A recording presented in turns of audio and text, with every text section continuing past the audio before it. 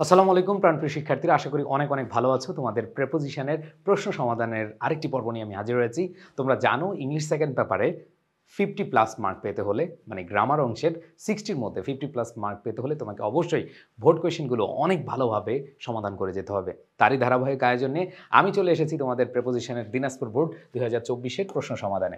এবং তোমাদেরকে প্রত্যেকবারই আমি বলে থাকি যে তুমি যদি প্রেপোজিশনে ভালো মার্ক পেতে চাও তাহলে তোমাকে দুইটা জিনিস মাথায় রাখতে হবে। কয়টা? দুইটা জিনিস। নাম্বার 1, একটা হলো তোমাকে যে বেসিক ব্যবহারগুলো আছে, in, on, at, for, by, with যেগুলো আছে সেগুলো তোমাকে ভালোভাবে জানতে হবে।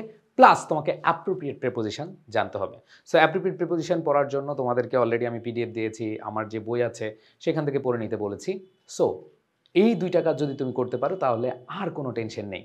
সো আমি দিনাজপুর বোর্ডে যে প্রশ্ন রয়েছে সেটা সলভ করে দিব এবং তোমরা সেখানে দেখবা অ্যাপ্রোপ্রিয়েট প্রেপোজিশন অনেকবার কিন্তু এসে গেছে এই কয়েকটা প্রশ্নের বা এই শূন্যস্থানের মধ্যে। আসো দেখো, এখানে প্রথমেই যে শূন্যস্থানটা দেখতে পাচ্ছি, it is known dash all. মনে রাখবা নোন এর সাথে টু বসে, known to, known by, known for, এগুলোর ক্ষেত্রে আমরা অবশ্যই নোন টুকে অগ্রাধিকার দিব। পরিচিত অর্থে আমরা নোন টু ইউজ করে থাকি। তার মানে ইট ইজ নোন টু অল, এটা সবার নিকট পরিচিত বা সবার নিকট জানাশোনা, এরকম বুঝালে নোন টু বসে। তার মানে নোন টু অর্থ হচ্ছে পরিচিত বা জানাশোনা, যেটাই বলো। তার মানে এটা বলেছে ইট ইজ নোন টু অল, এটা সবার কাছে পরিচিত, that one day we will pass away, আমরা পাস হয়ে মারা যাব, ড্যাশ দিস আর্থ, এই বিশ্ব থেকে। তার মানে থেকে হতে এরকম বুঝালে আমাদের প্রেপোজিশন কি বসে? ফ্রম বসে। তার মানে one day all will pass away from this আর্থ, এই পৃথিবী থেকে আমরা সবাই কি মারা যাব কোনো একদিন। So we have no escape from, appropriate preposition, পালিয়ে বেড়ানো, রক্ষা পাওয়া, মুক্তি পাওয়া। এসকেপ ফ্রম, এসকেপ ফ্রম, এটা অ্যাপ্রোপ্রিয়েট প্রিপোজিশন কি হবে? আমাদের অবশ্যই আনসার ফ্রম হবে।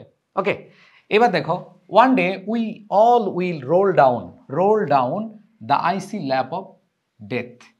কোনো একটা অবস্থা থেকে আরেকটা অবস্থায় পতিত হওয়া বুঝাতে বা প্রবেশ করা বুঝাতে আমাদের কি হয়? ইনটু হয়, তাই না? তো এখানে দেখো, ওয়ান ডে একদিন, we all will role down, আমরা বিলীন হব বা প্রবেশ করব, the IC lap of death, ঠিক আছে, মৃত্যুর মুখে আমরা কি? পতিত হব।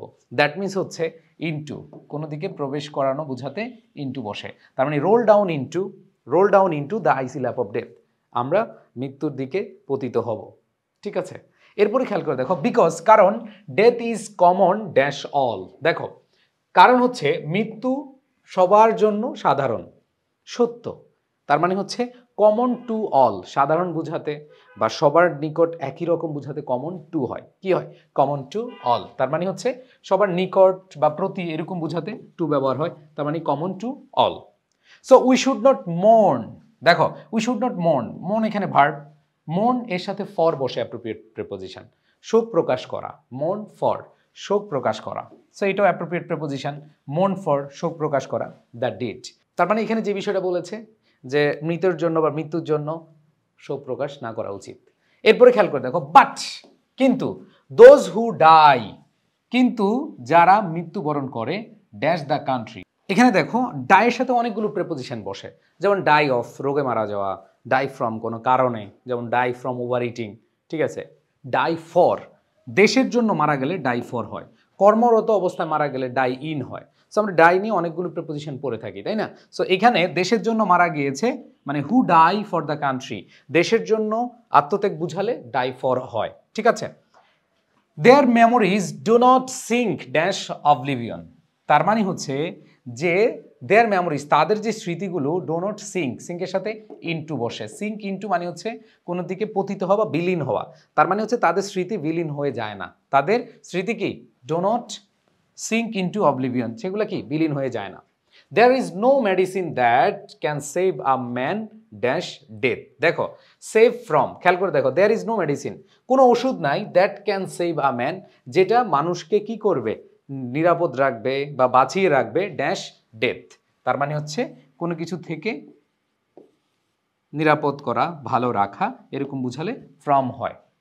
So we should always be ready for death, প্রস্তুত থাকা, রেডির সাথে অ্যাপ্রোপ্রিয়েট প্রিপোজিশন ফর হয়। সো এইখানে দেখো এই প্রশ্নটাতে তোমরা যদি একটু খেয়াল করে দেখো ম্যাক্সিমাম অ্যাপ্রোপ্রিয়েট প্রিপোজিশনের ব্যবহার হয়েছে। সো দিনাজপুর বোর্ড 2024-এর যে প্রশ্নটা আমরা দেখলাম এখানে কিছু কিছু জায়গায় বেসিক ব্যবহার আছে, বাট বাকি ম্যাক্সিমাম যেই আনসারগুলো সেখানে কিন্তু আমাদের অ্যাপ্রোপ্রিয়েট প্রিপোজিশন রয়েছে। সো তোমাদের কাছে আমার আর্নেস্ট রিকোয়েস্ট, আমি অলওয়েজ এই কথাটা বলি যে তোমরা যেটা করবা প্রিপোজিশনে 5 আউট অফ 5 পেতে হলে বেসিক ব্যবহার হচ্ছে তোমরা অ্যাপ্রোপ্রিয়েট প্রিপোজিশন বেশি গুরুত্ব দাও। আর অ্যাপ্রোপ্রিয়েট প্রিপোজিশনগুলো খুব সুন্দরভাবে আমাদের যে বই রয়েছে এটা থেকে পাবা। আর যারা ইংলিশ রাইটিং পার্ট নিয়ে অনেক ভয়ে আছো তোমাদের জন্য আমাদের ফ্রি হ্যান্ড রাইটিংয়ের একটা প্রিমিয়াম রেকর্ড কোর্স আছে, সেটাতে তোমরা এনরোল করে নিতে পারো। এনরোল করতে আই এডুকেশন পেজে নক দাও। সবাই ভালো থাকবে, সুস্থ থাকবে। আল্লাহ হাফেজ।